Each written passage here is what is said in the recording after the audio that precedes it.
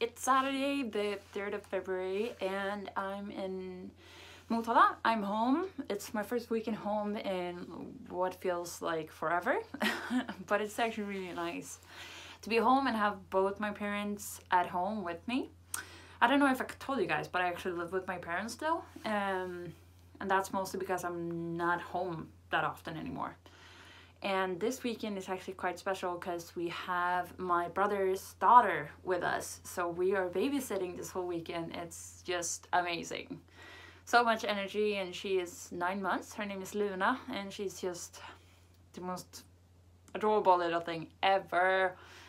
It just makes me really realize it's gonna be a long time before I have my own babies. I know I'm 26 this year, but it feels like it's at least 5 more years. We'll see. I don't know. So I was actually gonna talk a little bit about my job today. I don't know if all of you guys know what I do for a living, so I was thinking that's something that I should actually have started with. But here it goes. So I'm actually a professional triathlete. And for you guys who doesn't know what triathlon is, it's when you swim, you bike, and you run. You can do this in many different ways, and I mainly do Ironman 17.3 races and ITU long distance. But you can also do sprint distance, Olympic distance, and then 17.3, ITU long distance. You can do Ironman, and you can do ultra Ironman and decathlon, I think it's called, when you do like 10 Ironmans, and it goes up to like, I think the worst I've heard is like 30 Ironmans. Don't tell me why you want to do that, because that's just crazy. But yeah, if you talk about triathlon, a lot of people know what Ironman is. And it's not just triathlon. It's not Ironman and triathlon. Of course, that's what it is, but it's so much more than that. Ironman is a company, and then you can do the ITU long distance, and that's an organization. So there's actually two different legs, two different branches, and I combine the both of them.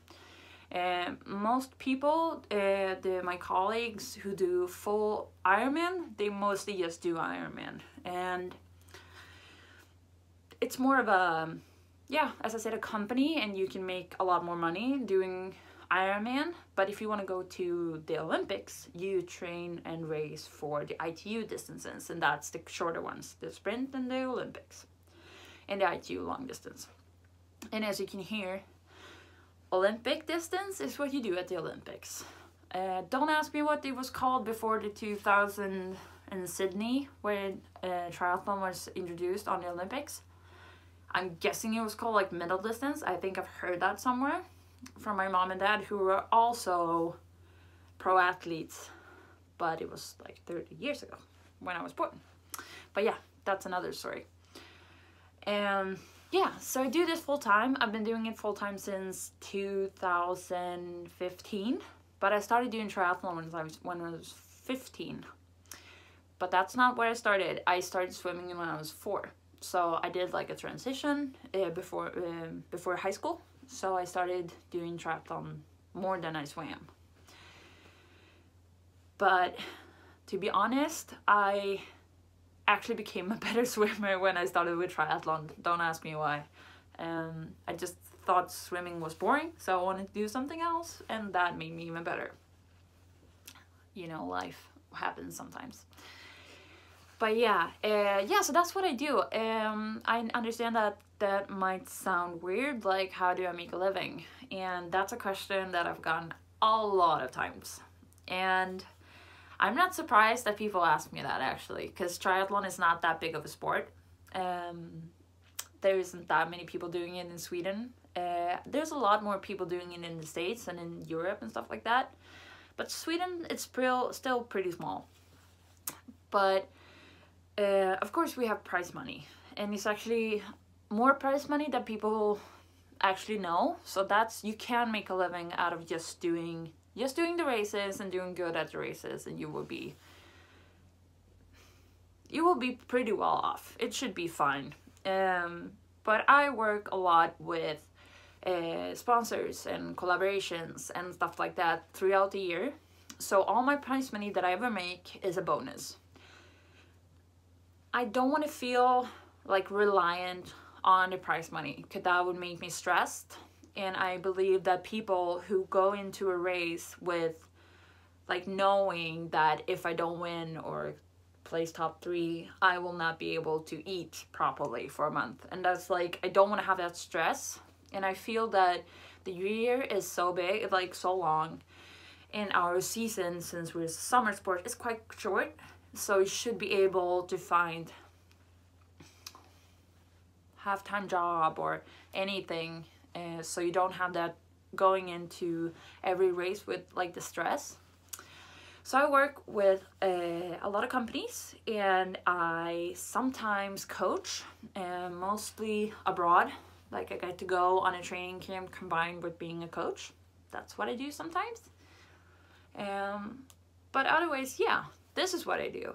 I work a lot with my social media, and yeah, just trying to be as good as a triathlete as I can be. And that's mostly how I make a living. But of course, living at home is a huge like relief. I don't have to pay rent. I don't really have to pay food. I try to contribute to the food that we eat at home. I actually do have a company who I work with called Reko Kyckling, who has 4 different farms across the southern part of Sweden, you can say, and that gives us chicken to eat, which is just amazing. We eat a lot of chicken at home and a lot of fish. We actually do try to cut down on the meat, mostly because it's not that great for us to eat it that much, and first of all, it's not that great for the environment. So we try to cut down on that a little bit. So we eat a lot of chicken and a lot of fish. But otherwise, it's something, when it comes to the environment, that's also something, a way to make money, is that I don't have too much of anything. Like I don't overspend.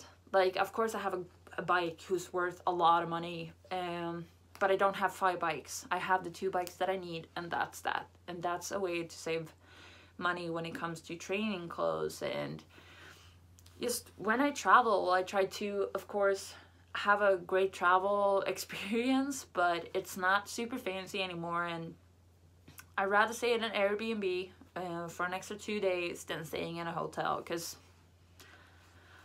yeah, it's just a nicer experience anyway to stay with someone or at someone's house that maybe they needed the money for that. And that's just what I try to, like, save the money where I can save it. And I also spend, if I want to spend money, I do actually spend it mostly on food, of course, but then I just experience, like going to the movies is actually quite nice.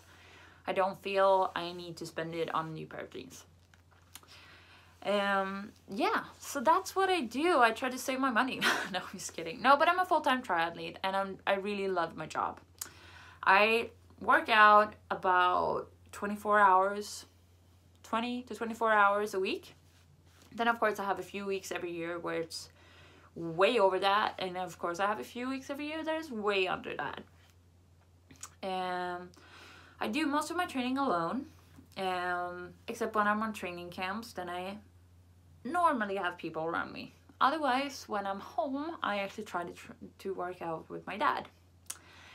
And I actually have a really fun thing happening on this channel next Friday, and that is, unfortunately, yes, for the Swedish viewers, that my dad will have his own day on my channel, and yeah, talk a little bit about his past and his present, and just he wants to